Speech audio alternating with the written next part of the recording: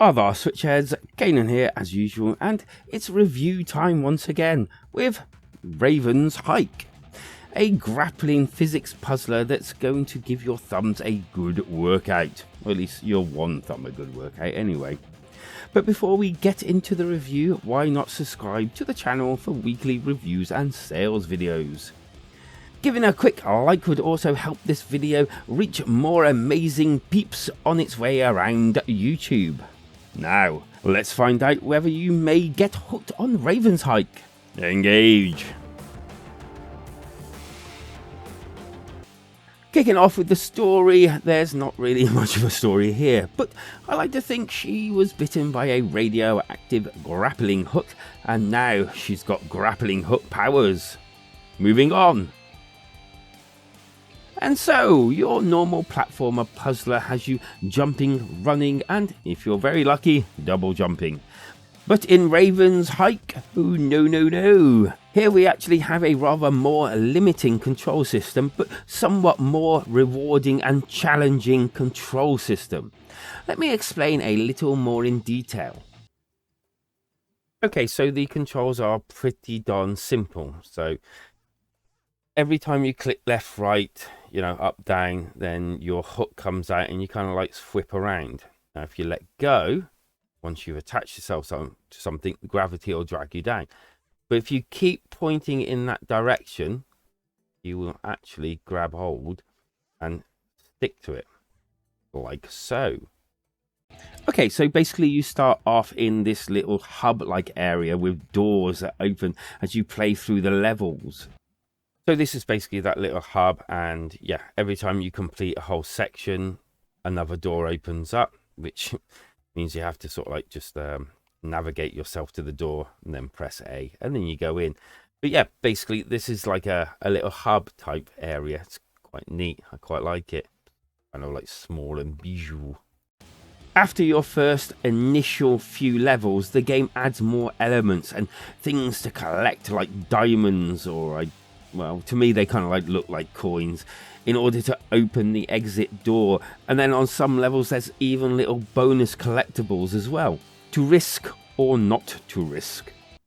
Okay, so as you can see, there's these little, like, I want to say they just don't look like diamonds to me. I don't care, they look like coins to me. So yeah, so there's these coins, I'm gonna call, that you have to go and then collect. Once you've collected all the coins, this door that I've just gone past opens up, and then and then you can exit. And occasionally you'll get some levels that require you to even collect like an extra collectible. This can actually be really challenging, obviously, because it's not exactly easy to collect all of these, especially when you get down to like this sort of bit, like to get into that gap, fall down. Or you can just do that. Yeah, so yeah, this is the real challenge, collecting these. Okay, yeah. And as well as all of this, each level has a good range of obstacles to move past, or to avoid, or to move to get to obviously a safer route, or block something that, well, hurts if landed on. So just a couple of things. I'm not showing you all of them, but obviously the walls have spikes and things like that. You can also have things like this that once opened, or rather gone through, they then expose spikes, so you can't go through them again. Right down to simple things like these, which they will actually drop down, blocking like the floor and unlocking areas for you to get through. But they also stop the spikes from getting at you, which I'll quickly show hopefully now. So yeah, this is actually one of my favorite mechanics in the game. So those spikes down there are then blocked, and then I can jump down, or just let myself drop down and get the goodies at the bottom. The controls did take a while to get into and used to, but luckily it's very fluid, and although your thumb takes a good beating from time to time from moving so fast, it kind of like makes you feel like you're doing it naturally. And there's even times where you're whipping around so fast that it kind of like gives you that feeling of being, well, Spider-Man. Well, I suppose so, if he was using one-handed web slinging, I suppose. Although I will say just quickly that changing direction mid-air can actually get a little bit challenging itself. Some levels can be real tough, even more so, as I said, on your thumb.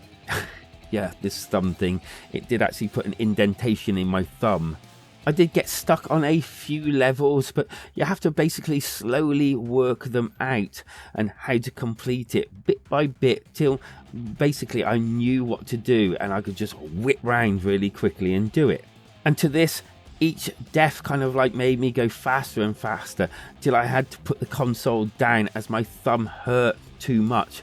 And as I said, I had a little indentation in my thumb where I was using the controller. Then I completed the level and you kind of like feel slightly smugger then. But onto this, please do bear in mind that there is a respawn button if ever you cock something up beyond any means of saving your character or just being able to get the coins. I'm calling them coins, okay? Visually, it's got a nice retro look to it, and I do like how she lands and holds the walls. Audio wise, the grapple hook sound can be, I don't know, satisfying at times and really annoying at other times, I suppose, depending on how good and well you're doing. The audio tracks I turned down to around 50%, so not completely annoying in themselves. The good. Some nice fun puzzling. Nice grappling mechanics that did actually work. Different obstacles and puzzle elements as you progress. Cheap but fun. The bad. Can hurt your thumb after a while of intensive play. Not sure if that's a good or bad thing though. Not the best sound I've heard in a game. Prone to difficulty spikes. Changing direction in mid-air can be rather challenging from time to time. To be honest with you, I was not expecting a lot for $3.99, but I was surprised on how tight the controls felt and what was really on offer here. It's entertaining and will have your thumbs tied up in knots at times.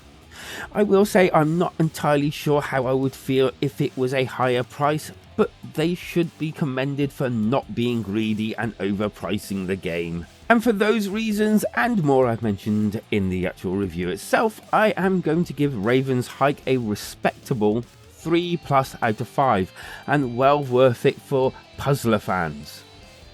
With that, and before we reach my alternative for this one, why not subscribe to the channel for weekly updates, reviews, sales and more. Giving the video a like always helps small channels like mine grow. And now, as I said, let's look into the box of alts.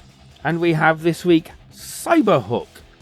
Okay, so it's the same style of platforming puzzler fun, but this one has a hook and is a 3D world, which I think would be cool, going from a 2D Raven's Hike gameplay to a 3D Cyberhook gameplay, all using that grapple hook mechanic. See what I did there? So if you've got a better alternative, or indeed you actually got any comments whatsoever about Raven's Hike, leave them down in the comments. I will try and answer them all. And if your wish is merely continuing the conversation with like-minded people, then why not head over to the community Discord, the link is down below, because life is better when we switch together.